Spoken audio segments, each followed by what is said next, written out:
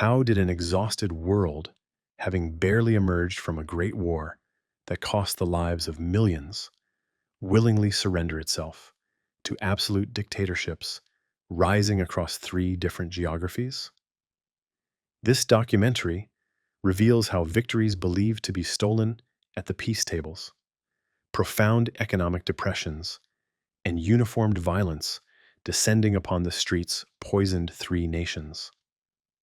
First, the narrative examines the bloody march of the Blackshirts through the impoverished and angry streets of Italy, and how the deep-rooted state wisdom in Rome surrendered helplessly in the face of paramilitary forces. Subsequently, in an economically devastated Germany, the focus shifts step by step to how the National Socialist storm, sprouting from the dim corners of Munich's beer halls to hypnotize an entire society, dismantled a fragile democracy through its very own laws.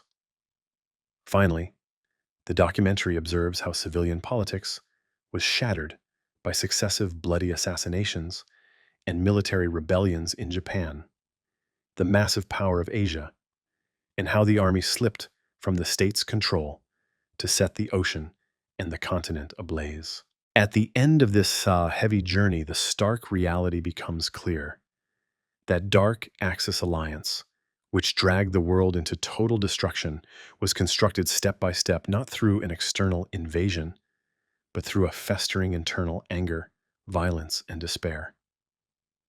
If this slow-paced and profound journey into these dark pages of history proves compelling, a like on the video and a subscription to the channel would be highly appreciated. Furthermore, any thoughts regarding this staggering era and suggestions for historical topics to be covered in the future are welcome in the comments section. Stepping out of the silent pages of history books and leaving behind that false peace established in the shadow of guns, a slow descent begins into those eerie years where uniformed crowds dragged the world into an irreversible darkness. The month of November 1918 arrived with a heavy silence descending upon the European continent. The Italian army achieved a definitive victory against the Austro-Hungarian Empire at Vittorio Veneto. However, this victory exacted a massive toll in blood upon Italian soil. The relentless struggle that lasted for years in the trenches claimed hundreds of thousands of lives. The guns fell completely silent, and an armistice was declared. Yet the soldiers returning from the front were not welcomed by a country singing songs of victory in its streets. When hundreds of thousands of demobilized young Italian men returned to the homes they left behind, they found only hunger, profound unemployment, and an insurmountable economic ruin. As the land disgorged the exhaustion of war, factories halted, and the fields lay empty. The country began to pay the price of the war it won through an internal collapse. In the spring of 1919, the Paris Peace Conference convened. Italy sat at the table with the status of a victorious nation and with great expectations. They demanded the unconditional surrender of the territories promised to them by the Treaty of London before the war. The Dalmatian coast and the strategic port of Fiume were seen as Italy's absolute right. However, the Allied powers refused to implement the terms of this agreement. The interests of other great powers steamrolled Italy's demands. This attitude displayed at the diplomatic table caused great outrage within the Italian delegation. Faced with this injustice, the Italian representatives abandoned the conference. The journey back to Rome became the declaration of a diplomatic fiasco and humiliation on the international stage. This diplomatic impotence of the Italian state, returning empty-handed from the table, landed like a heavy blow within the nation's borders. A massive, uncontrollable wave of anger spread among the nationalists and the veterans who shed blood in the war. A single echo was heard in the streets, coffeehouses, and squares: the mutilated victory. This rhetoric, termed Vittoria Mutilata, did not remain merely a political critique. It transformed into a deep societal trauma. The Italian people believed that the war they won was stolen at the negotiating table. The authority of the state was shaken, and the political establishment completely lost its prestige in the eyes of the public. The anger emerged from a silent anticipation and slowly began to take over the streets. In September 1919, this anger turned into a concrete and armed action. The nationalist poet and war veteran Gabriele D'Annunzio refused to recognize international diplomatic decisions and the impotence of the Roman government. He mobilized with the rebellious soldiers, nationalists, and irregular troops he gathered around him. He launched a sudden armed raid on the city of Fiume. He occupied the city by force and declared his own independent government. The Roman government failed to take any effective steps to stop this paramilitary force that broke away from its own army. This inaction and state of paralysis of the government gave the rebels immense courage. This show of force by D'Annunzio in Fiume became the first major and psychological supremacy the paramilitary groups gained against state authority. The idea that armed militias could directly design politics opened the doors to a dark era that fundamentally altered Italy's fate. Benito Mussolini, a fiery socialist in the pre-war years, fiercely advocated for Italy's entry into the First World War. This radical stance directly clashed with the anti-war policies of the Socialist Party to which he belonged, and Mussolini was definitively expelled from his party. However, he did not fade from the political arena. With the end of the war, he saw the devastating chaos and societal crisis engulfing the country as a foundation for his own rise. Building a new and much harsher political identity, he founded his own newspaper named Il Popolo d'Italia, the People of Italy. The uncompromising rhetoric, rising from the columns of the newspaper step by step, fueled the societal anger felt towards the diplomatic weakness of the state and the economic collapse.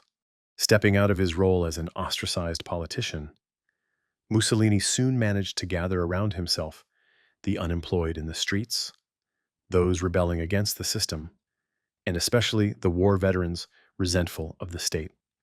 When the dates showed March 23, 1919, that historic gathering, which forced Italy's fate down a point of no return, took place in a dim and low-ceilinged meeting hall in Piazza San Sepolcro in Milan. Former trench soldiers, futurists who believed the current world order needed to be destroyed, angry intellectuals rebelling against the establishment, and revolutionary syndicalists came together in the hall. This crowd, possessing completely different ideological backgrounds, but sharing the same deep anger, united under the leadership of Benito Mussolini. At the end of the meeting, the Fasci Italiani di Combattimento, Italian combat fasci, which aimed to use violence as a tool and fundamentally reshape the state, was officially founded. This structure was designed not as an ordinary political party that conducted politics in the corridors of Parliament, but as an aggressive movement aiming to directly conquer the streets.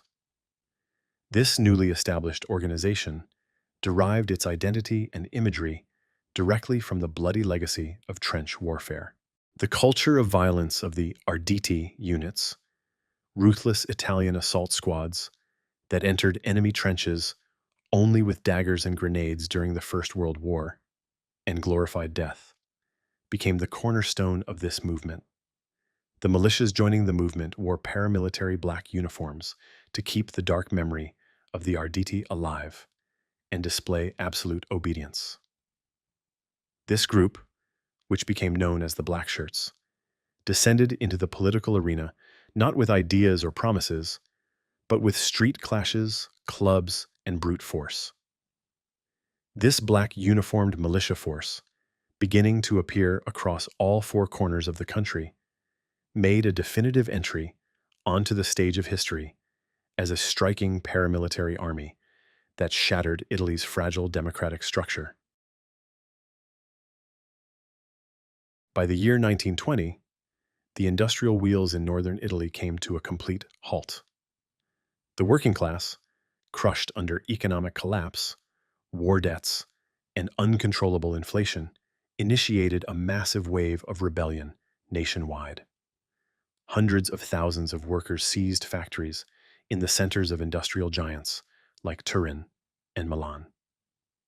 Assembly lines stopped, and red flags hoisted on the roofs of massive steel and automotive factories. During this period, which went down in history as the Biennio Rosso, or the Two Red Years, a very strong belief arose that a counterpart to the Bolshevik Revolution in Russia was imminent in the streets of Italy. The fear that a Soviet-style communist revolution threatened to swallow the country and abolish private property entirely created an unprecedented panic among industrialists, the grand bourgeoisie, the aristocracy, and the middle class. The state mechanism practically suffered paralysis in the face of this massive wave of strikes and occupations.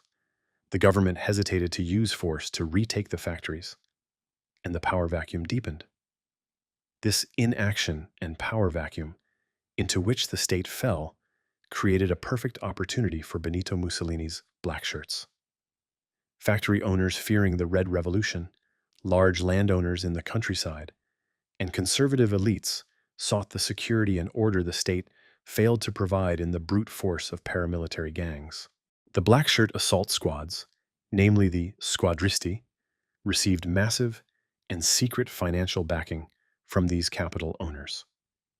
Armed with abundant funds and piling into open-bed trucks, the militias did not confine violence solely to the centers of industrial cities, but carried it into rural areas as well.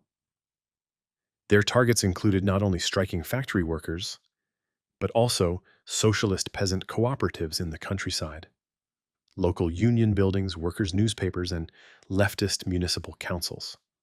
Cooperative buildings burned down in ruthless midnight raids. Union leaders suffered severe beatings in the middle of the street, and dissidents were forcibly intimidated. Violence ceased to be a temporary political tool and became a dark routine of daily life in Italy. One of the most symbolic targets of this relentless spiral of violence became the Avanti newspaper, the media organ of the Socialist Party, Mussolini's own former party. Wanting to silence the voice of the socialist movement, the Blackshirts launched a massive attack on the newspaper's main printing press in Milan. Armed militias stormed the building, smashed the printing presses with sledgehammers, and set the facility ablaze. As flames rose into the Milan sky, the truly striking aspect was the reaction the state gave to this organized attack. The official security forces of the state, the Carabinieri, and army units made no attempt to intervene and stop this wave of violence. On the contrary, many police chiefs, governors, and army commanders, deeply terrified of the communist threat, silently paved the way for the Blackshirts, turned a blind eye to the raids happening in the middle of the streets, and even covertly provided logistics and weapons to the militias. This dark, tacit alliance between the official institutions of the state and the unofficial fascist militias decisively sealed the fate of the streets. The law faced suspension, and the control of the squares and streets passed entirely into the hands of the fascists, accompanied by bloodshed and the profound silence of the state. By October 1922, the Fascist Party reached an unstoppable power in the streets of Italy. The paramilitary militias, fully conquering the control of the squares and crippling the state, found the courage to de facto demand political power. On October 24, 1922, the fascist movement, at the zenith of its power, organized a colossal party congress in Naples, the heart of the South. The city squares overflowed with tens of thousands of armed Blackshirts clad from head to toe in black uniforms. Benito Mussolini took the podium right at the center of this massive and menacing show of force. He delivered an absolute ultimatum to the immense crowd before him and to all of Italy. Either they give us the government, or we march on Rome and take it. These words were not merely a political promise, but an open rebellion and a declaration of war directed at the state. The decision stood finalized. Italy's destiny rested not in the ballot box, but in the streets. Just 3 days after this open threat, on October 27, 1922, fascist units receiving mobilization orders from all corners of the country sprang into action. Tens of thousands of Blackshirts, makeshiftly armed with clubs, pistols, agricultural tools, and rifles, began a relentless march toward the capital, Rome, under the heavy autumn rains.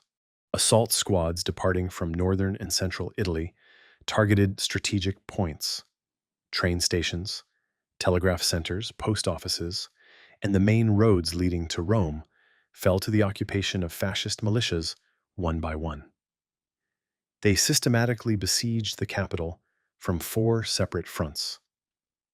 The communication and transportation networks of the state suffered total paralysis.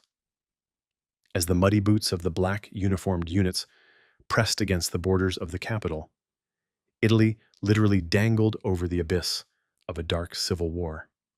In Rome, however, the corridors of government plunged into profound chaos. On the morning of October 28th, Prime Minister Luigi Facta prepared an emergency martial law decree to defend the capital and unleash the regular army against the advancing fascist militias. Military garrisons went on high alert, and barricades appeared on critical roads. The government, in a final struggle to save the state, placed the text before King Victor Emmanuel III for the official approval of the decree. However, the king lacked certainty regarding the loyalty within the army itself. He felt a deep dread of a bloody and destructive civil war erupting, of his cousin, the Duke of Aosta, collaborating with the fascists, and of losing his throne. A historic breaking point occurred. The king explicitly refused to sign that martial law decree, fundamentally paralyzing the state's self-defense reflex. This decision of refusal became the death warrant for the law and the existing government. Prime Minister Luigi Facta resigned immediately. The state, which was supposed to stand against armed rebels, hoisted the white flag by the very hand of its highest authority. When the state's political and military resistance broke completely, Benito Mussolini did not walk at the head of his army in the rain and mud. He monitored the course of events from a safe distance in Milan, utilizing communication networks. Following the king's rejection of the decree, the anticipated telegraph of invitation arrived. King Victor Emmanuel III, under the pretext of resolving the crisis, invited Mussolini, the leader of the rebels, to Rome to form the government. On the night of October 30th, 1922, Mussolini set off toward the capital aboard a luxurious sleeper train he boarded from Milan. Upon reaching the Rome train station, enthusiastic, armed Blackshirts welcomed him. As he appeared before the king, he wore not a diplomatic suit, but his black shirt, the symbol of the rebellion and the militia forces. That former dissident and journalist who stepped through the palace doors emerged minutes later as the new Prime Minister of Italy. The terror unleashed in the squares seized the keys to an entire country, using only the threat of violence and the deep fear of the state. Fascism positioned itself at the very top of the state, utilizing the brute force of the streets. Benito Mussolini captured the state formally by sitting in the prime minister's seat. However, his power in parliament remained limited, and he found himself confined within the borders of a weak coalition government. The dictator candidate, backed by the power of the streets, understood that he needed to fundamentally alter the structure of the assembly to establish absolute dominance on legal grounds as well.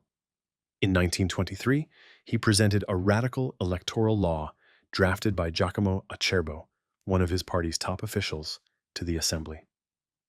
This law going down in history as the Acerbo Law, envisioned an unprecedented system that automatically allocated two-thirds of the parliamentary seats to the party that received the most votes, even if it acquired only 25% of the ballots.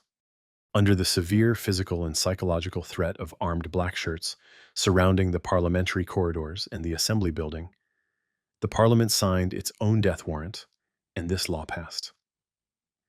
Under the shadow of the new law, general elections took place in April 1924. These elections went down in records as the darkest voting in the history of Italian democracy. Fully equipped fascist militias holding clubs and weapons stood guard over the ballot boxes. Citizens arriving to vote faced blatant threats, and the campaigns of opposition candidates encountered violent suppression. In this atmosphere of heavy terror, the outcome from the ballot box brought no surprise. The Blackshirts party seized the assembly with a vast majority. Nevertheless, a name that refused to submit to this blatant tyranny stood out within the assembly. On May 30th, 1924, Socialist Party leader Giacomo Matteotti marched to the parliamentary podium, accompanied by the mocking glares and threatening slogans of the fascist deputies. He began his speech with a composure that defied death. Raising the thick files in his hands, he exposed the fascists' election fraud, the intimidation at the ballot boxes, the murders committed in the villages, and how the votes were stolen in full detail, name by name. The assembly hall instantly turned into a place of chaos, and insults flew through the air. But Matteotti did not step back, nor did he cut his words short. As he finished his speech and descended from the podium, he explicitly expressed to his friends beside him that he had just read his own death warrant. This courageous outburst instantly shattered the mask of legitimacy that the fascist regime attempted to build. This final rebellion of Matteotti did not go unpunished. On June 10th, 1924, while walking in broad daylight on one of Rome's busiest streets, the socialist leader fell into an ambush laid by plainclothes fascist agents. They forcefully beat him and shoved him into a car. From that moment on, no one heard from Matteotti again. Following weeks of searching, his dismembered and stabbed body lay in a shallow grave in a desolate wooded area outside Rome in August. This brutal murder created a massive public outcry across Italy. The press, the public, and even some fascist sympathizers fell into horror. The fascist regime shook with the largest and most destructive political crisis in its history. Mussolini's seat trembled violently, and the dictatorship project arrived at the edge of the abyss. Driven to action by the shockwave created by the murder, opposition deputies made a radical decision to protest fascist violence. They collectively abandoned the parliament, boycotted the assembly's work, and initiated the passive resistance known in history as the Aventine Secession. Inspired by the withdrawal of the plebeians to the Aventine Hill against the patricians in ancient Rome, the opposition aimed to establish a moral high ground through this action. Their sole expectation rested on King Victor Emmanuel III using his constitutional powers to dismiss the murder-suspect fascist government. A tense anticipation persisted throughout the entire summer.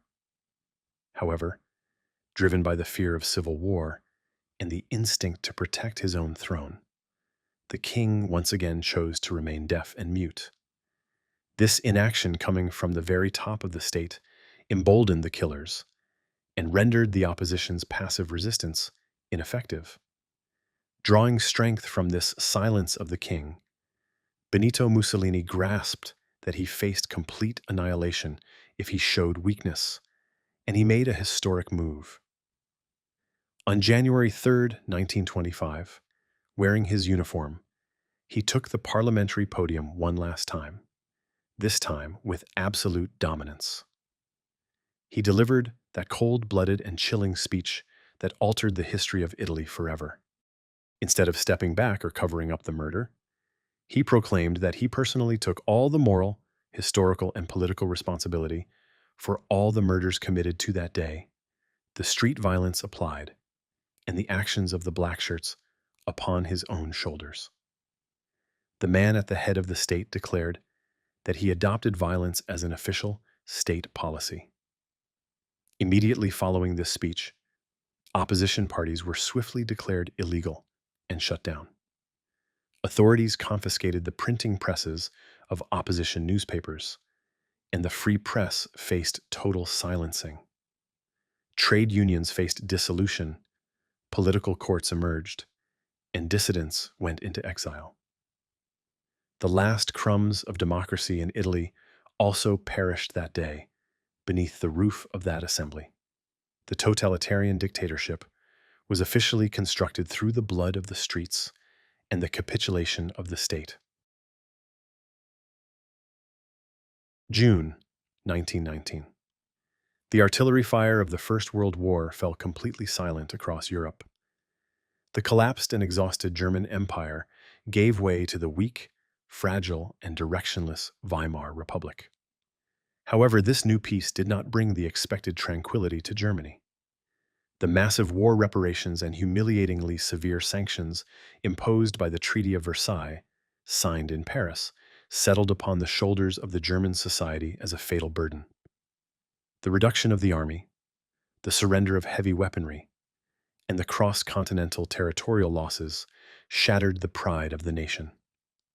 The furious soldiers returning from the trenches, having fought in mud, gas, and blood for years, never accepted this defeat, orchestrated at the negotiating table. Those who believed that the defeat stemmed not from the failure of the soldiers at the front, but from the betrayal of civilian politicians behind the lines, spread the stab in the back, Durchstoß, legenda, myth street by street, city by city. The country drifted into a profound psychological collapse and a relentless desire for revenge. In September 1919, a massive political chaos reigned in Munich, the capital of Bavaria. Adolf Hitler, an ordinary corporal serving in military intelligence who became a war veteran and temporarily lost his sight, went to the streets of Bavaria in plain clothes to observe this chaos, report on it, and infiltrate radical groups. The main goal of the army was to keep extremist fringes that could threaten the ruined state under control. Hitler's target that day was a small formation gathering in the corners of Munich's beer halls, which possessed absolutely no political weight or financial power among the grassroots. The German Workers' Party, DAP. On the night of September 12, 1919, Hitler entered the smoke-filled and dim meeting hall of a beer hall named Sternecker to leak information and take notes. Only a handful of people sat in the hall, discussing Bavaria's separatist ideas and the economic collapse. Toward the end of the meeting, Hitler, unable to tolerate one of the speaker's remarks advocating Bavaria's secession from Germany, suddenly stood up. Under that dim light, he delivered a completely improvised, wrathful, and highly aggressive speech. This shocking oratory, which silenced and astounded everyone in the room, deeply caught the attention of the party's founder, Anton Drexler. Drexler immediately noticed the dark and manipulative potential within this ordinary corporal.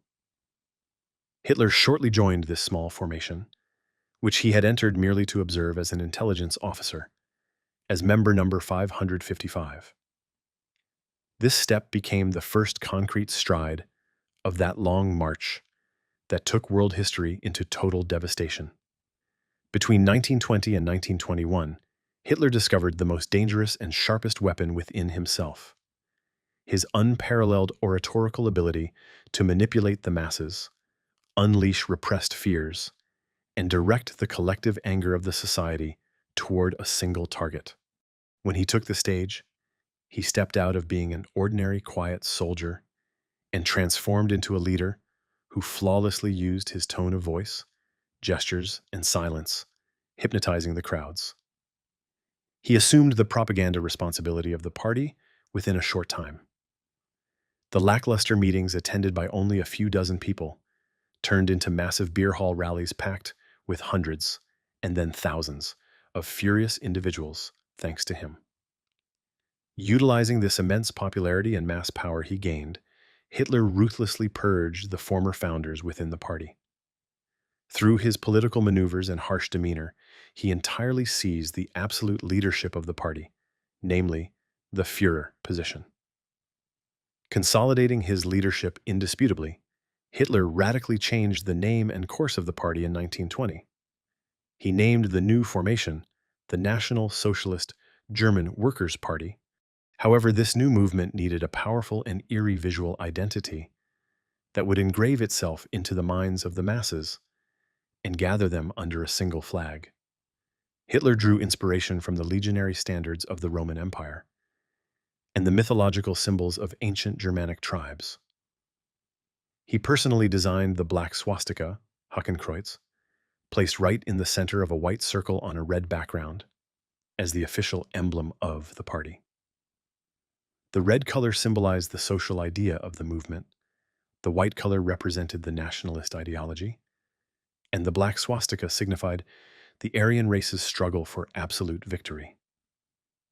This symbol, starting from the streets of Bavaria, in a very short time, indelibly etched itself into the minds of the masses as the unchangeable mark of a dark era, destruction and violence that descended upon all of Europe. By the year 1923, the economy of the Weimar Republic became a complete ruin. The nightmare of hyperinflation dragged the daily life of the German people into a surreal misery. People carried banknotes in wheelbarrows just to buy a loaf of bread from the bakery. The value of money plummeted to such zero that children played with stacks of it in the streets, and families burned paper money instead of firewood in their stoves to keep warm. In these days, when the impotence of the state and the desperation of the streets reached their peak, news arriving from across the borders found a broad echo among radical groups. In Italy, the Blackshirts, under the leadership of Benito Mussolini, captured the state with the March on Rome. This event became the anticipated historical source of inspiration for Adolf Hitler, who grew increasingly powerful in Munich.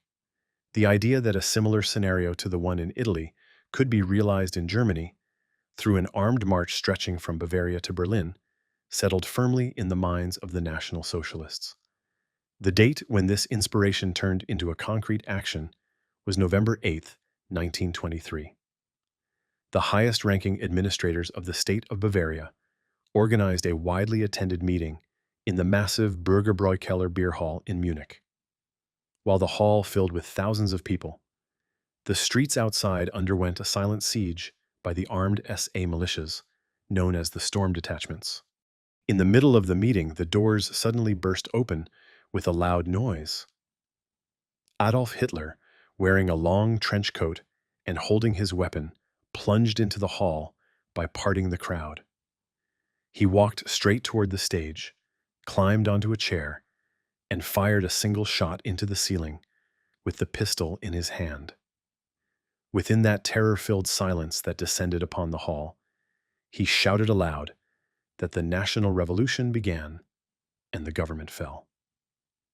By taking the state administrators into the back room at gunpoint, he took the first and most audacious step of the planned bloody coup. However, the political support forcefully obtained in the beer hall rapidly dissipated with the first light of the morning. As soon as the Bavarian administrators gained their freedom, they mobilized the state and security forces against the Putschists. Refusing to accept defeat, Hitler changed his plan on the morning of November 9, 1923, and decided to take to the streets with all his might, taking the legendary commander of the First World War, General Erich Ludendorff, by his side. He began a march toward the Munich city center, along with the armed militias and supporters he gathered around him. Yet, this show of force met a heavily armed police barricade set up at the Odeonsplatz. When the two sides faced each other in the narrow street, tensions escalated, and weapons suddenly fired. In that brief but extremely violent clash, 16 Nazis and 4 police officers lost their lives. Hitler suffered a severe injury to his shoulder as a result of the person next to him getting shot and falling to the ground.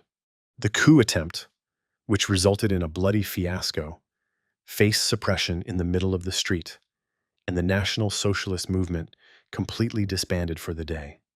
Arrested shortly after the clash, Hitler appeared before a judge in February 1924 on charges of high treason. The expectation was that he would receive a very heavy sentence, and his political life would completely end behind bars. But Hitler turned this massive political crisis into a historical opportunity for himself.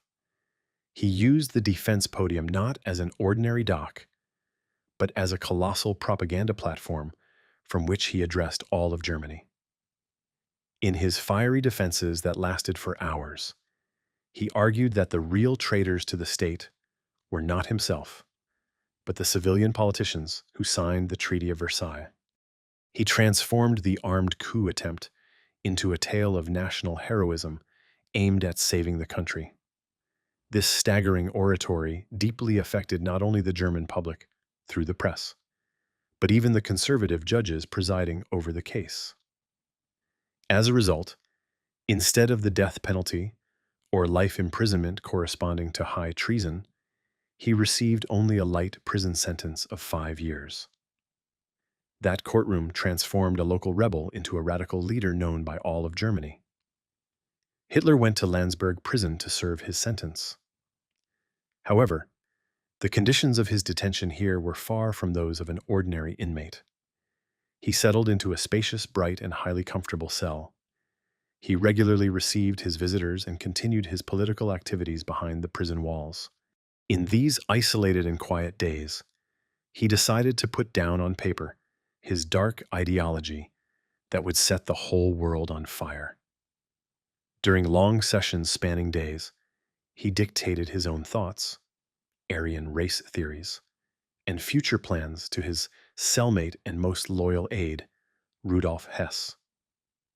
This text, which saw publication under the name Mein Kampf, My Struggle, did not remain merely a political autobiography. It emerged onto the stage of history as a completely explicit, bloody roadmap for the systematic genocides to occur in the future, ruthless racist policies, the goal of living space, Lebensraum, in the East, and the foreign policy that dragged Europe into ruin. That fatal mindset, which drove the world to catastrophe, materialized for the first time in that prison cell. In October 1929, the massive financial crisis erupting across the ocean dealt a fatal blow to the heart of Europe. This disaster, which went down in history as Black Thursday, with the collapse of the American stock market, struck the fragile German economy right at its core.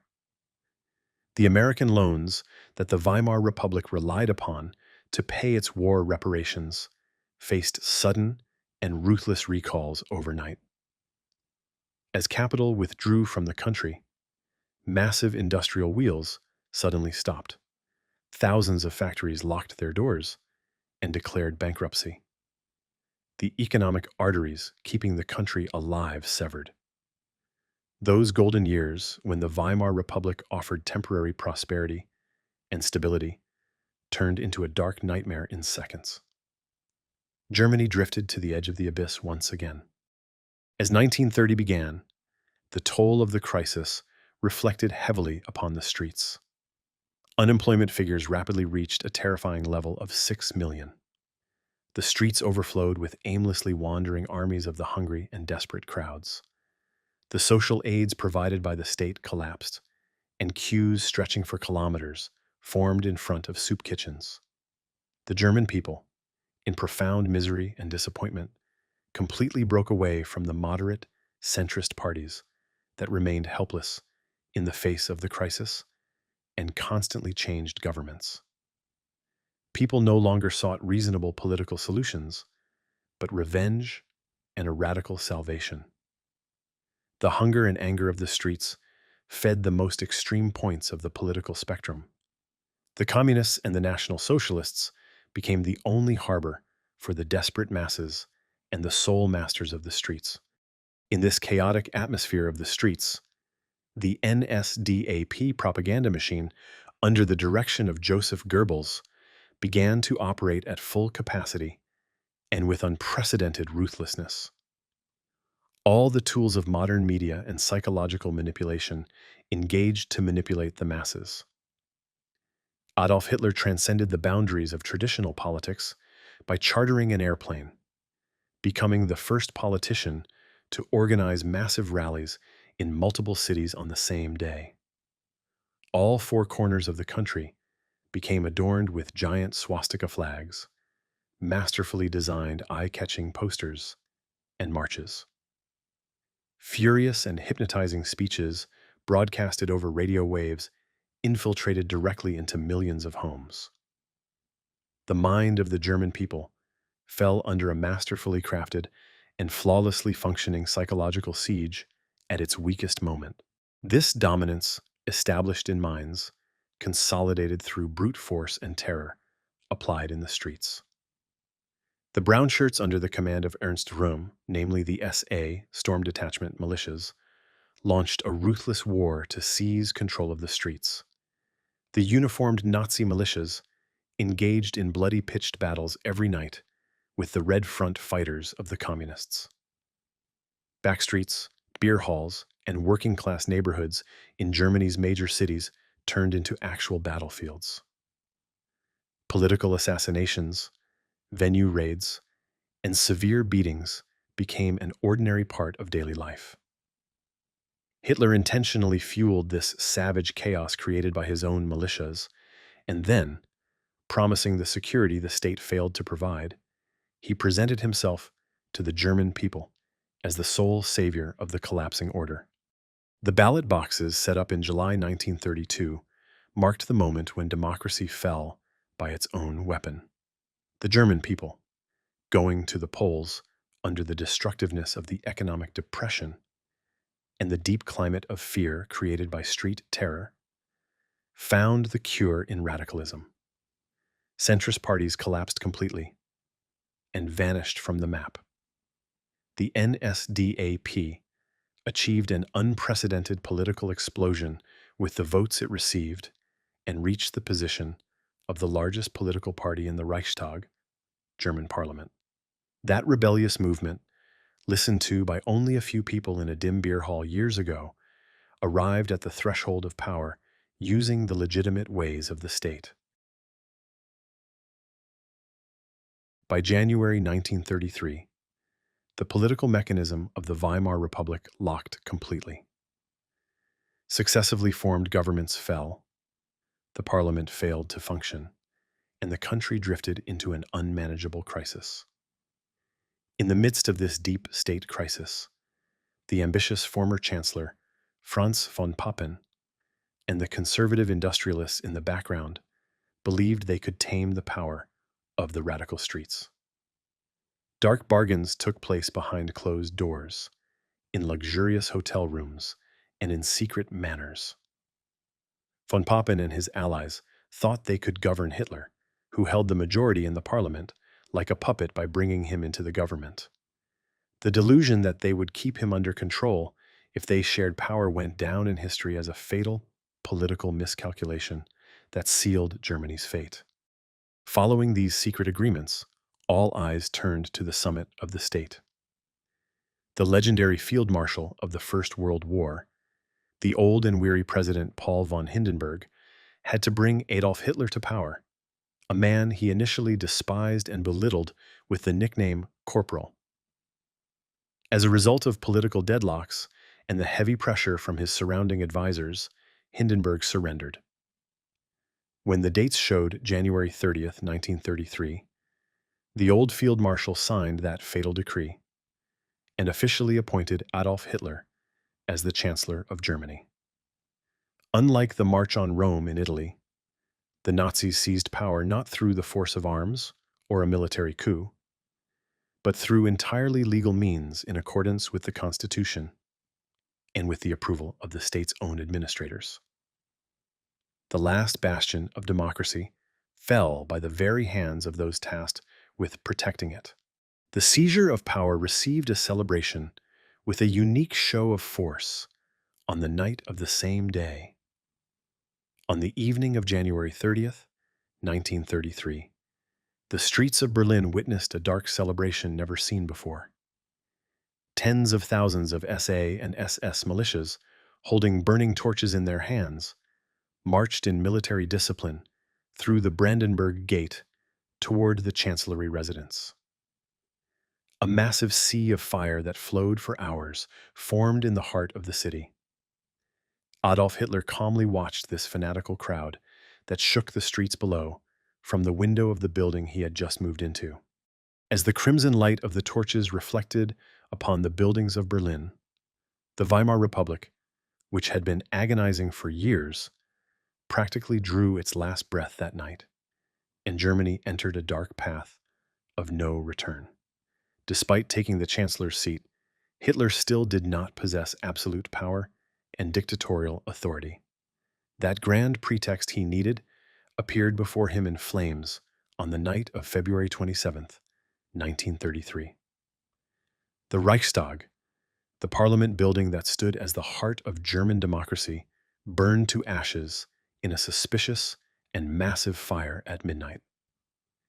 As the flames illuminated the Berlin sky, Hitler and Goebbels, reaching the scene rapidly, stood across from the burning building and watched this destruction.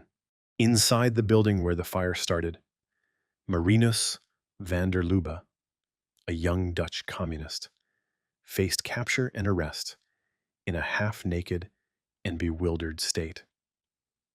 Hitler immediately declared this event as the starting signal of a massive communist uprising orchestrated against the state and a bloody revolution. The fear of communism in the streets once again became the most powerful weapon of the totalitarian regime. Before the ashes of the Reichstag fire even cooled, a severe decree prepared by Hitler was placed before Hindenburg the next morning. Acting in panic over a communist revolution, the elderly president signed the Decree for the Protection of the People and the State, without hesitation, on February 28, 1933. With this single-page document, basic civil rights, personal freedoms, freedom of expression and the press, and the right of assembly, guaranteed by the Weimar Constitution, faced complete suspension. The security forces of the state and SA militias sprang into action without hitting any legal obstacles. The very same night, hundreds of political rivals, union leaders, communists, and dissident writers were gathered from their beds as their doors broke down and taken into custody. The rule of law ended on paper in Germany, and state terror established itself on a legal foundation. The legal foundations of a new dictatorship rose from the ashes of the fire. Because the Reichstag building became unusable, the German parliament temporarily convened at the Kroll Opera House in Berlin on March 23, 1933. However, this was no longer a free assembly hall, but an area of military siege. The inside and outside of the building were surrounded by fully equipped, armed, and intimidating massive SA militias. As the deputies entered the voting hall, the death threats and insults of the brown-shirted militias echoed in the corridors. In this atmosphere of severe physical and psychological terror, the Enabling Act, Ermächtigungsgesetz, which completely and unconditionally transferred the parliament's legislative power to Adolf Hitler's government, went to a vote.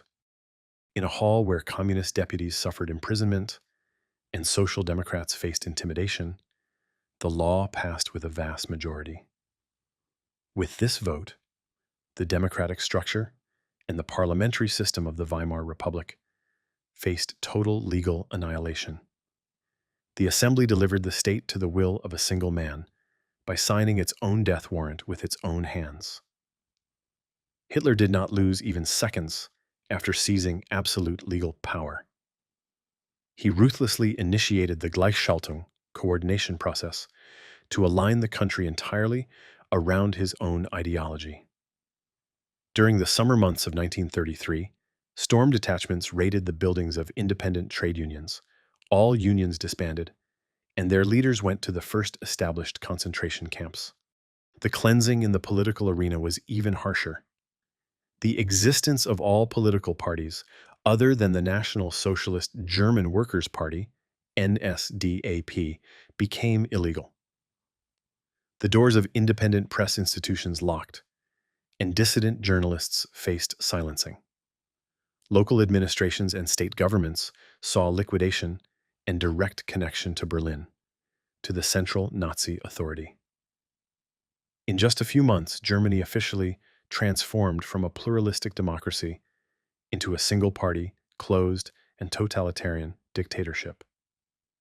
However, the greatest threat to Hitler's march to absolute power now came not from the outside, but from within his own movement itself.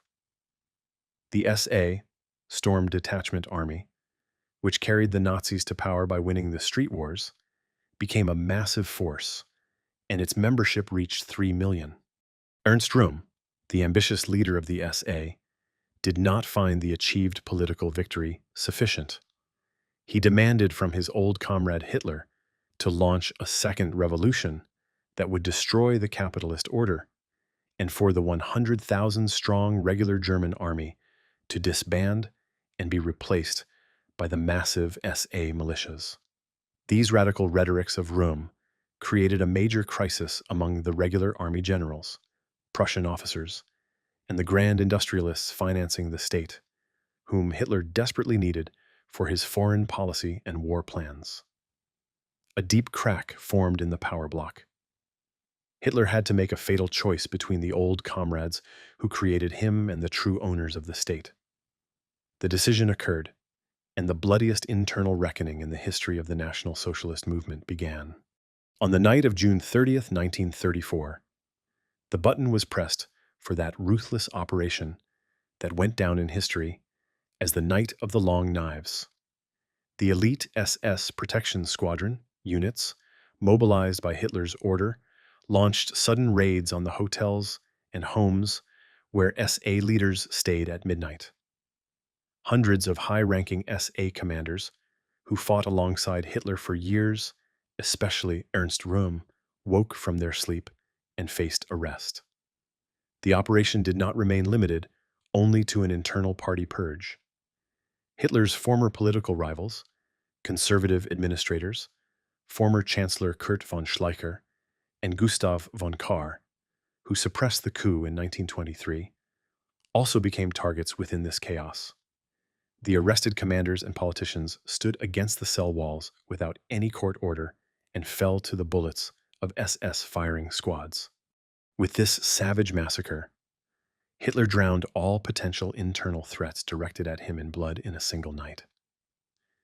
Just a few weeks after this bloody purge, the last element of political balance in the state withdrew from the stage of history.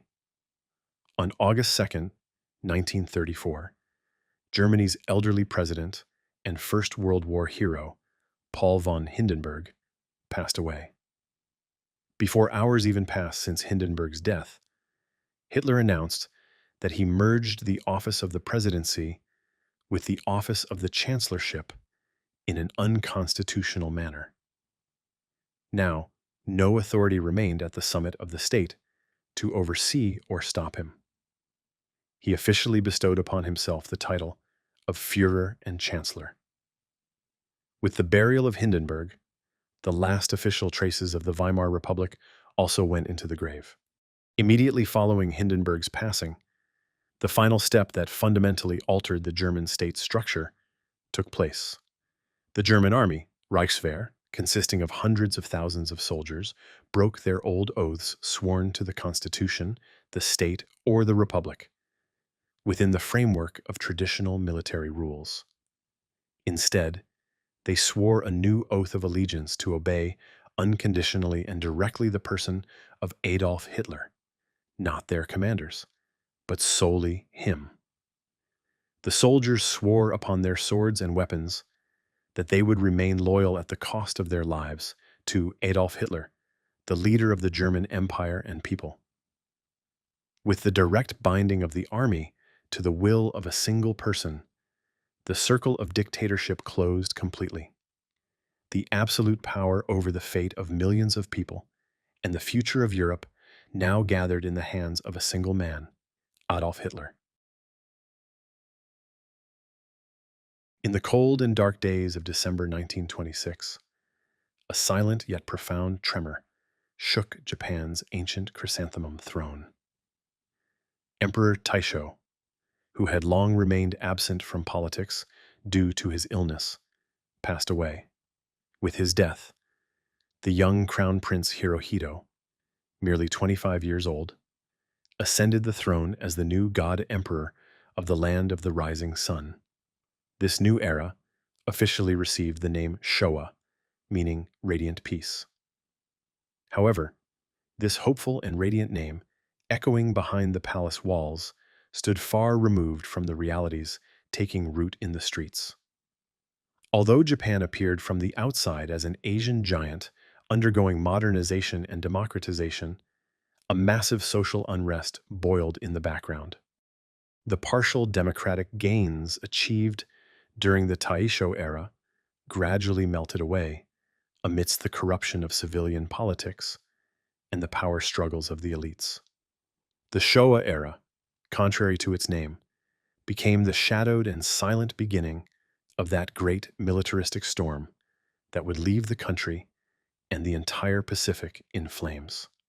By the year 1927, the first major blow that shook the foundations of the civilian government came from the economy. The devastating banking crisis that struck the country accelerated the monopolization of massive family conglomerates, known as zaibatsu, while ruthlessly swallowing medium and small-scale enterprises. Yet, the true catastrophe erupted from across the ocean in 1929. The Great Depression, which began in the United States, struck the Japanese island empire, heavily dependent on global trade, right in its heart. Silk exports, the lifeblood of the economy, collapsed overnight. As Western nations raised their tariff walls, factories closed their doors, and millions of workers poured into the streets. The crisis in the cities turned into a sheer battle of life and death in the rural areas. With the crash of rice prices, famine emerged in the villages. Desperate farmers sold their lands just to survive. This profound agony, created by the economic collapse, entirely shattered the Japanese people's faith in civilian politicians and democratic institutions, which they viewed as corrupt. Instead of politicians engaging in endless debates in the parliament, the people began searching for a strong authority that would restore order and honor. This despair and anger in the streets found its harshest echo within the cold walls of the military barracks. Young officers, particularly those coming from rural backgrounds, who personally witnessed the misery of the peasants, believed that wealthy capitalists and corrupt civilian politicians poisoned the state. Radical factions within the army embraced the idea of a Showa restoration, aiming to bypass the civilian government and hand power directly over to the emperor. For this purpose, secret and highly dangerous societies formed within the military. The Cherry Blossom Society, Sakurakai, established in 1930, stood as the most fanatical of these organizations. The young officers were willing to die for the emperor in a brief yet honorable manner, much like the fleeting cherry blossoms. These secret societies began plotting bloody coups in dark rooms to purge the state, entirely eliminate political parties, and transform Japan into a military dictatorship. The armed forces ceased to be a mere institution of the state and transformed into an independent monster preparing to swallow the state whole. In this tense atmosphere, the ultimate rupture that brought the civilian will and the army face to face in an irreversible manner occurred at the international diplomatic table. During the months of 1930, the London Naval Treaty was signed with the aim of halting the global arms race. The Japanese civilian government bowed to the pressure of Western powers, the United States and Britain, and accepted this treaty, which restricted the vessel tonnage of the Japanese Navy. For the Army and Navy commanders, this situation represented an outright betrayal that weakened the empire's defense and sold Japanese honor to the West. The streets fell into turmoil through the incitement of the nationalist press and the military. The military accused the civilian authority of violating the Constitution, stating that the government failed to obtain the approval of the military staff while making this decision. This massive anger, accumulating against the civilian, will materialize at the end of a gun barrel in November 1930. Prime Minister Osachi Hamaguchi, who made this concession, was shot at close range by a young far-right assassin while waiting for a train at Tokyo Station. As the Prime Minister collapsed to the ground, heavily wounded and covered in blood, the first real bullet fired into the heart of civilian democracy in Japan. The assassin faced capture, but received glorification as a hero by the army and nationalist groups. This event went down in history as the first major, fatal defeat suffered by the civilian authority under the shadow of weapons, assassinations, and uniformed fanatics. By the summer months of 1931, the Kwantung Army, the sharpest and most dangerous sword of the Japanese island empire in continental Asia, transformed into an autonomous war machine acting entirely on its own. This elite military unit, tasked with protecting Japanese interests and railways in Manchuria in northeastern China, openly rejected the cautious and peaceful foreign policy of the civilian government in Tokyo. The officers believed that the only way out of the deep economic depression Japan found itself in was the complete annexation of Manchuria, which possessed rich coal, iron, and agricultural lands. These vast and fertile lands were seen as a vital economic salvation and a continental living space, Lebensraum, for the ever-growing Japanese population and suffocating industry. The radical officers decided to win the time lost at the politicians' desks with bayonets on the battlefield. The barrels turned toward the Asian continent, now threatened not only China, but also the civilian authority in Tokyo. When the dates showed September 18, 1931, a dark and flawlessly planned military conspiracy took the stage near the city of Mukden. Toward midnight, a group of radical Japanese officers affiliated with the Kwantung Army planted and detonated explosives on a small section of the South Manchuria Railway, which they were personally tasked with protecting. The resulting explosion created only minor damage on the tracks, so much so that just minutes after the blast, an express train sped through that damaged section without encountering any problems. However, this insignificant damage sufficed to light the fuse of that great war the officers had anticipated for months. The Japanese commanders instantly blamed this fake and fabricated attack on the Chinese soldiers in the region. In the darkness of the night, alarm bells rang under the pretext of a fabricated Chinese attack. The Japanese troops immediately marched out of their barracks and launched a ruthless invasion campaign toward predetermined targets. The war erupted through a betrayal orchestrated by those who personally desired it. When the news of the explosion in Mukden reached Tokyo, the Japanese civilian government experienced a profound shock and panic. The Prime Minister and his cabinet reacted with horror to the army attempting such a massive military operation without the capital's approval. In order to prevent the war from escalating into an international crisis, successive urgent orders were dispatched to the army headquarters to halt the invasion immediately and contain the conflict. However, the generals and radical officers on the Manchurian front completely ignored these definitive orders coming from the capital. While civilian politicians struggled desperately at one end of the telegraph lines, uniformed commanders redrawing the maps stood at the other end. The Kwantung Army completely slipped away from the political and legal control of the state, opened new fronts on its own initiative, and captured Chinese cities one by one. The commanding power of Tokyo entirely melted away amidst the cold winds of Manchuria. The occupied vast territories needed to be cloaked in a legal guise. In March 1932, the Japanese army declared, before the eyes of the whole world, that it established a supposedly independent new state named Manchukuo in Manchuria.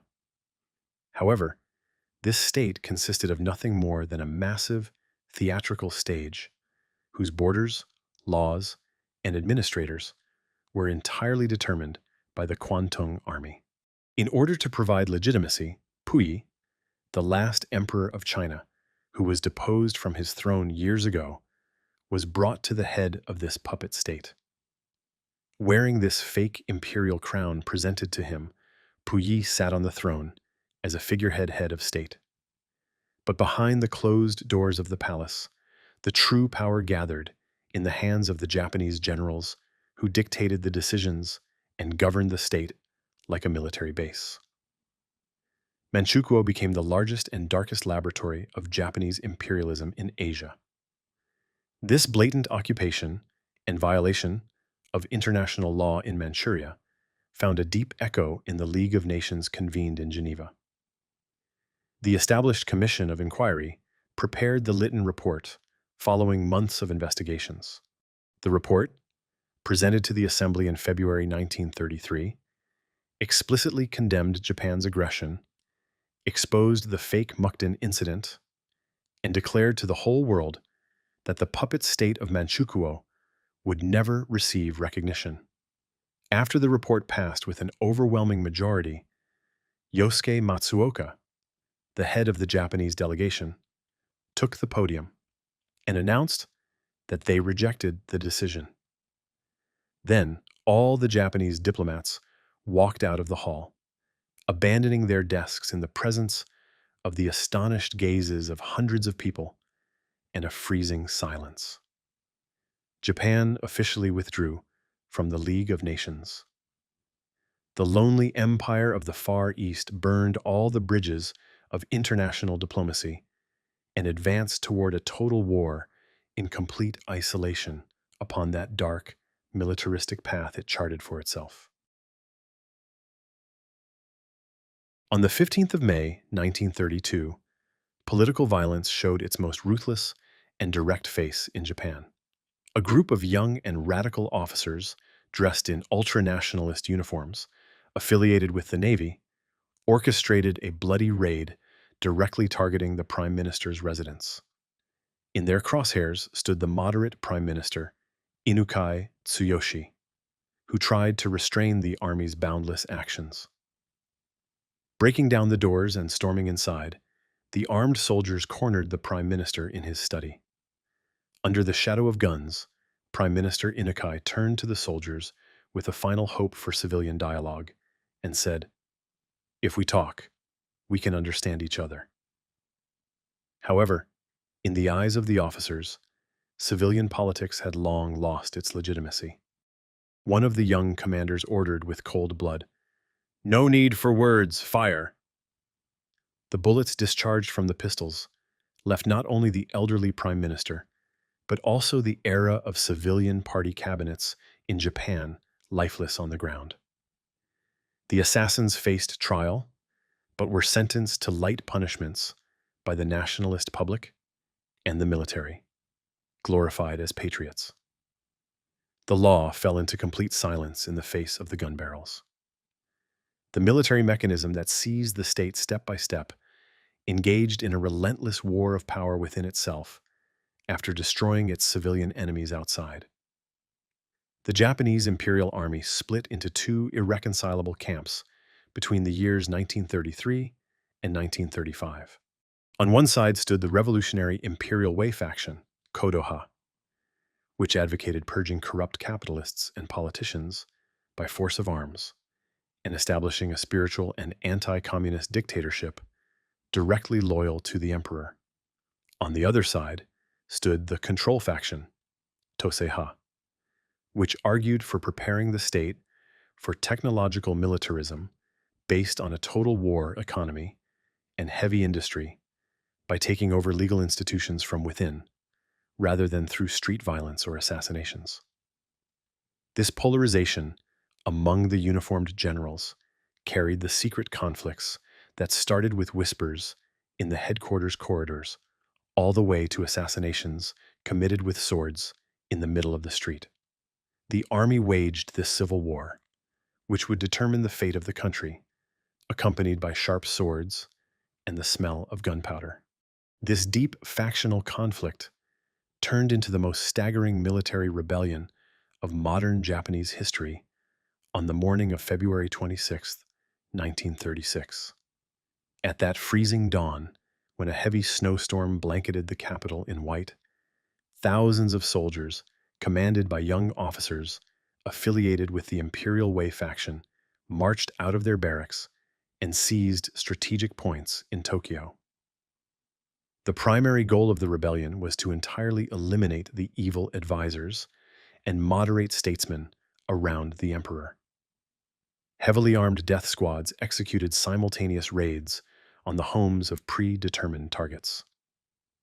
The finance minister of the era, the Lord Keeper of the Privy Seal, and many moderate commanders belonging to the control faction were bayoneted and massacred in their beds beneath the desperate gazes of their families.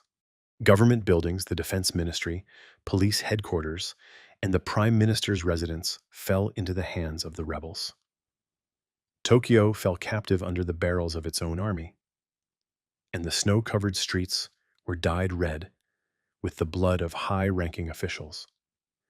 The rebel officers, who practically occupied the capital and drenched the summit of the state in blood, declared that they committed all these acts of violence in the name of Emperor Hirohito and for his salvation.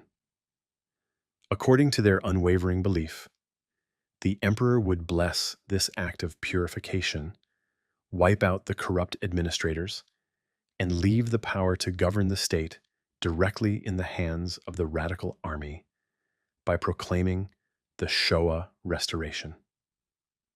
However, the scenario did not proceed as expected.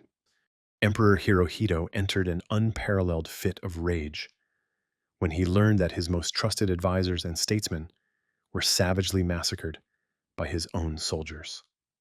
He categorically rejected the rebels' rhetoric of loyalty towards him.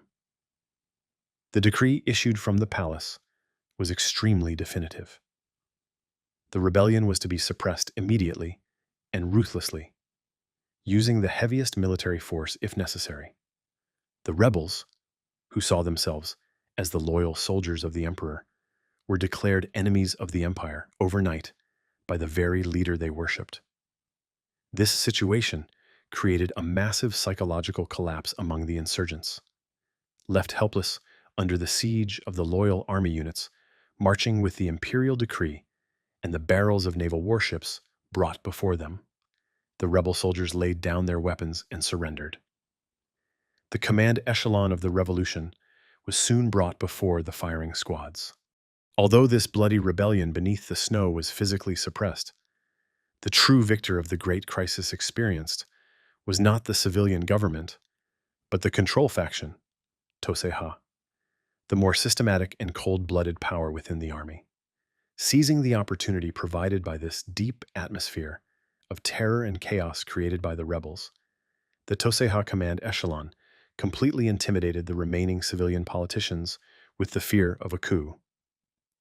Just a few months after the rebellion, in the spring of 1936, a critical rule that was the death warrant of the system came into effect through the imposition of the military.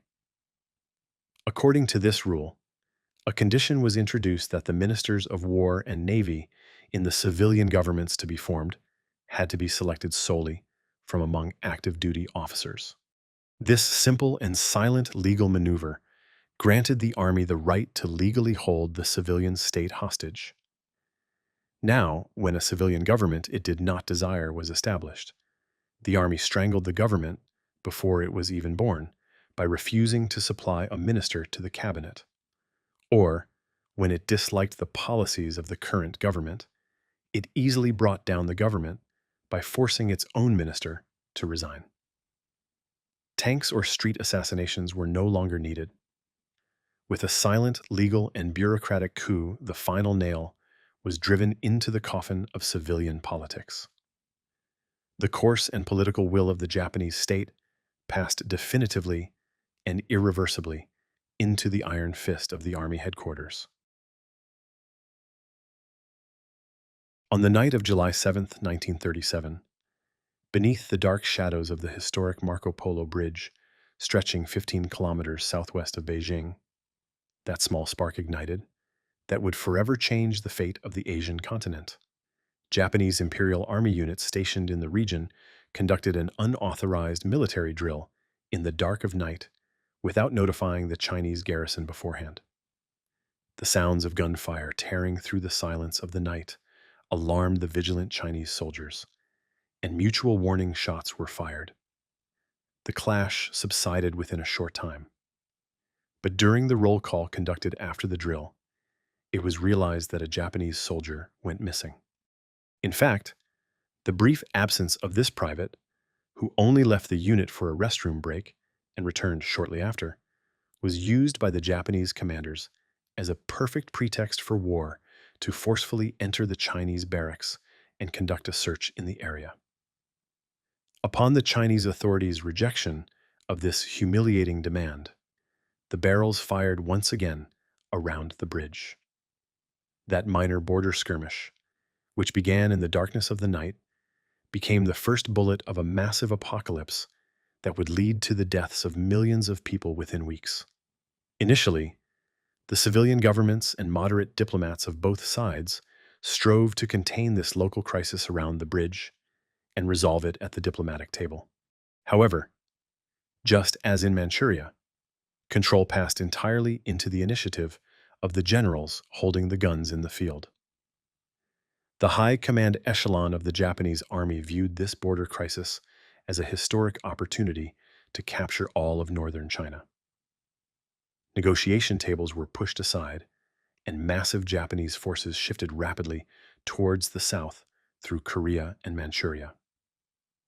By August 1937, Beijing and the port city of Tianjin fell into the hands of the Japanese army following heavy bombardments. Diplomatic bridges burned entirely, and the Second Sino-Japanese War commenced as an actual and ruthless devastation, without even an official declaration of war between the two nations. The Imperial Army marched south with an unshakable arrogance, believing it would bring all of China to its knees in just 3 months and register its absolute dominance in Asia. However, the Chinese resistance did not break rapidly, as the Japanese generals expected. The center of gravity of the war shifted from the northern plains to the heart of the country, the massive city of Shanghai, an international trade hub. In mid-August, the Japanese Navy began bombarding the city from the coast with its warships. The Chinese leader, Chiang Kai-shek, deployed his most elite and trained units to the defense of Shanghai in order to protect the capital Nanjing and draw the world's attention to this invasion. The city witnessed one of the most intense and bloody urban warfare scenarios the world had ever seen, which would last for 3 months. Fierce battles took place, advancing street by street, building by building. Massive bombs rained down from the sky by Japanese warplanes, and the relentless fire of naval artillery turned one of Asia's most modern metropolises into ruins. Following those intense clashes, where hundreds of thousands of soldiers and civilians lost their lives, the Chinese resistance broke in late November 1937. Shanghai fell, and only smoke, ash, and blood remained amidst the ruins of the city. With the loss of Shanghai, the Chinese capital Nanjing became completely defenseless. The Japanese army marched directly toward the capital with a profound sense of anger and revenge, created by suffering heavy casualties.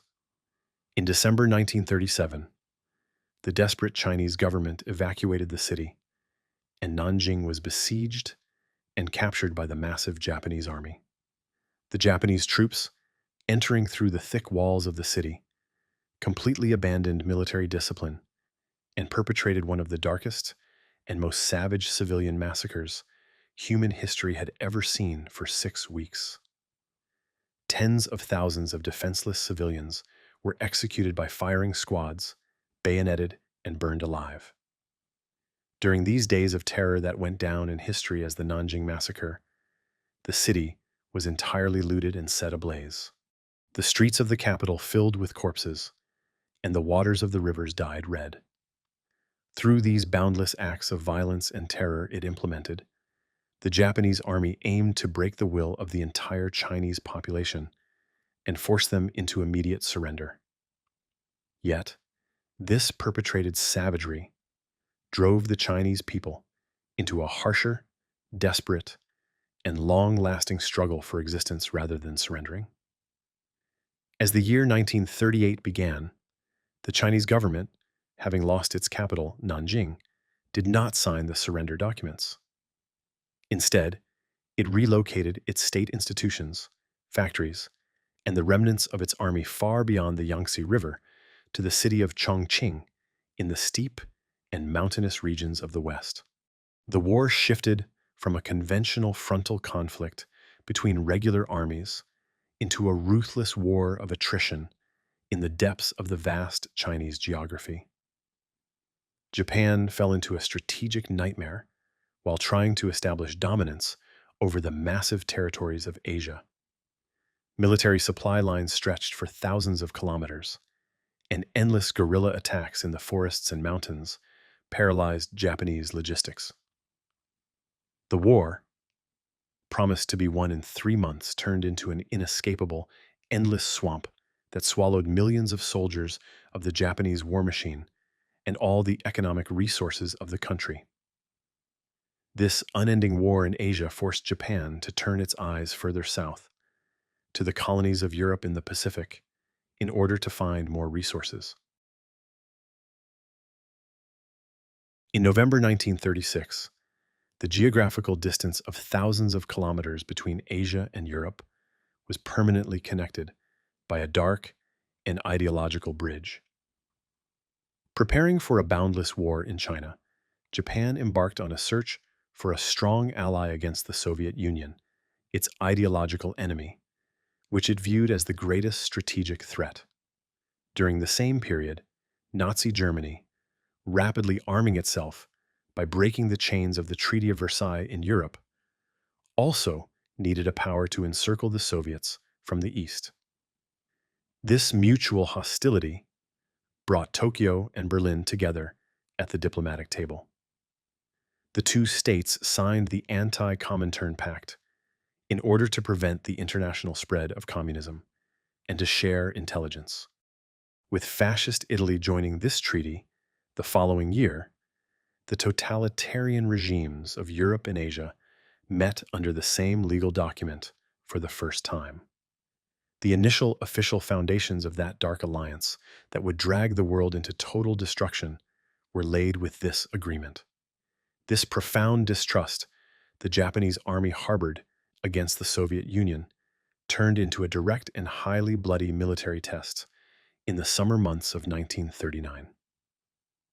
The Kwantung Army, controlling Manchuria, initiated a border clash in the Khalkhin-Gol, Nomonhan region on the Mongolian border in order to expand boundaries and test the true strength of the Red Army in the area. This crisis, initially ignited by small infantry skirmishes, rapidly escalated into a massive pitched battle involving tens of thousands of soldiers. However, the Japanese generals found not an old and weak Russian army before them, but a modern, heavily armored Soviet war machine with high firepower under the command of General Georgy Zhukov. Hundreds of tanks and armored vehicles of the Red Army ruthlessly crushed the Japanese troops relying on traditional infantry charges. This heavy defeat in the desert created a deep trauma within the Japanese high command echelon. This defeat, suffered in the Khalkhin-Gol swamp, caused the army to completely abandon its strategy of expanding north towards Siberia, Hokushinran.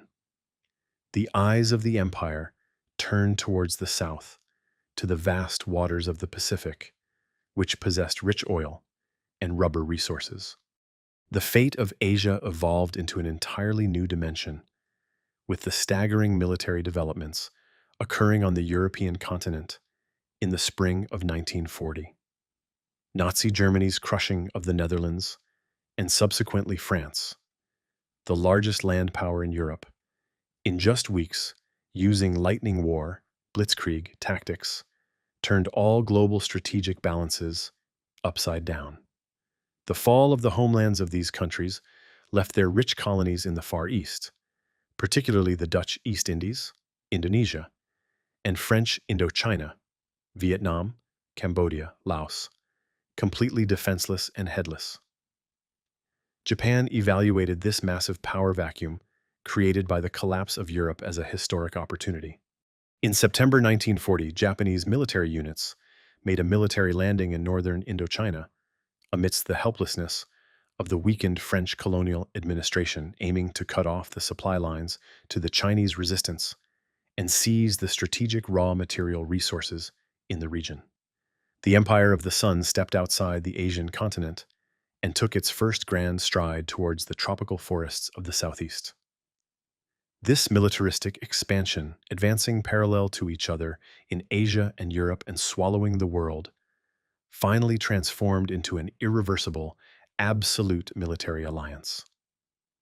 On September 27, 1940, a historic signing ceremony took place in a magnificent hall adorned with swastika flags in Berlin. Germany, Italy, and Japan signed the Tripartite Pact, which divided the world according to their own spheres of influence. With this pact, the parties mutually recognized the new order Germany and Italy would establish in Europe, and the new order Japan would establish in Asia, under the name of the Greater East Asia Co-Prosperity Sphere. However, the true dark and dangerous article of the treaty was the commitment to mutual defense. The pact explicitly mandated that if any of these three states was attacked by an external power not currently involved in the war, the other allies would immediately join the war. Although its name was not openly mentioned, this article had a single target: to keep the United States out of the war, or, if it entered the war, to strike it simultaneously in two oceans. The dictatorship and militarism across three different continents legally took the name Axis powers and united on a common front that would set the world ablaze. Yet, these diplomatic signatures, put to paper in Berlin, and Japan's military settlement in Indochina, yielded a result completely opposite to the intended deterrence. The unending aggression of the Japanese war machine finally mobilized the massive industrial power on the other side of the Pacific, the United States of America. The Washington administration perceived Japan's occupation of Indochina and its joining of the Tripartite Pact as an existential threat directed straight at American interests and its presence in the Pacific. The American government deployed the harshest economic weapons in history to force Japan to the diplomatic table and slow down its war machine. The export of scrap iron, steel, and aviation fuel, which Japan desperately needed to fly its planes and sail its ships, faced prohibition with a definitive decision. For the island empire, which was entirely dependent on the outside world in terms of natural resources, these economic embargoes meant an execution rope tightening around its neck. The circle completely narrowed in the Pacific. Japan, squeezed between economic strangulation and a humiliating surrender, and the United States, escalating the sanctions, now stepped onto the threshold of an irreversible bloody confrontation, a total oceanic war. That brings us to the end of our video. Thank you for joining us for tonight's story. If you enjoyed it and want to see more content like this, please don't forget to like and subscribe. We would also love to hear your ideas and suggestions in the comments so we can keep creating even better content for you. Hope to see you in the next video.